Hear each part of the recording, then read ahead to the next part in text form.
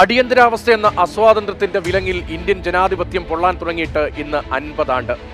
India എന്നാൽ സ്വേച്ഛാവാഴ്ചയല്ലെന്ന് ഈ ദേശമാകെ ചിന്തിക്കാൻ തുടങ്ങിയ സ്വതന്ത്ര ഇന്ത്യയിലെ നവസമര പോരാട്ടത്തിന് തുടക്കം കുറിച്ചതിന്റെ ആണ്ടുപിറ കൂടിയാണ് ഈ ദിനം.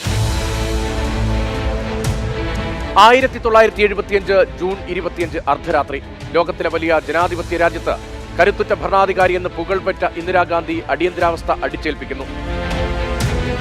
പ്രധാനമന്ത്രിയുടെ ഇംഗിതത്തിന് വഴങ്ങി രാഷ്ട്രപതി ഫക്രുദ്ദീൻ അലി അഹമ്മദ് ഭരണഘടനയുടെ 352 വകുപ്പിന്റെ 1-ാം ഉപവകുപ്പ് അനുസരിച്ച് ദേശീയ അടിയന്തരാവസ്ഥ ഉത്തരവിൽ ഒപ്പിട്ടു. भाइयों और बहनों, राष्ट्रपति जी ने आपातकाल की घोषणा की है. इससे आतंकित होने का कोई कारण नहीं है.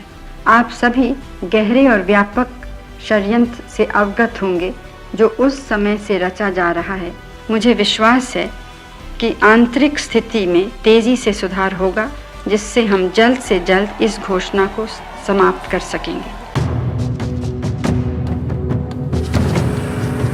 അടിയന്തരാവസ്ഥാ പ്രഖ്യാപനത്തിന് 13 നാൾ മുൻപ് 1975 ജൂൺ 12 അലഹബാദ് ഹൈക്കോടതി പ്രധാനമന്ത്രി ഇന്ദിരാഗാന്ധിയുടെ തിരഞ്ഞെടുപ്പ് റദ്ദാക്കി.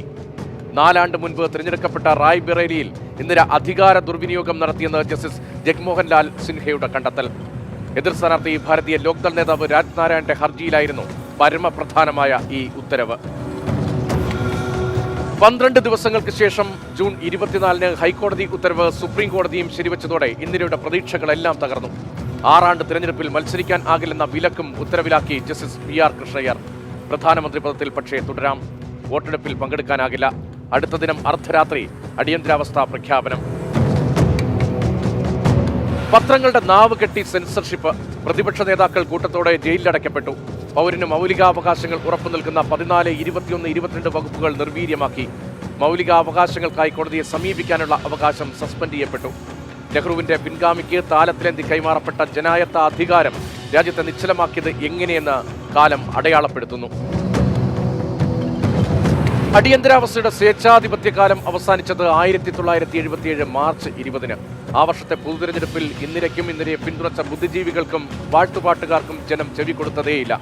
അധികാരത്തിൽ നിന്ന് നിഷ്കാസിതയാക്കി ഇന്ദിരയ്ക്ക് ഇന്ത്യ മറുപടി നൽകി.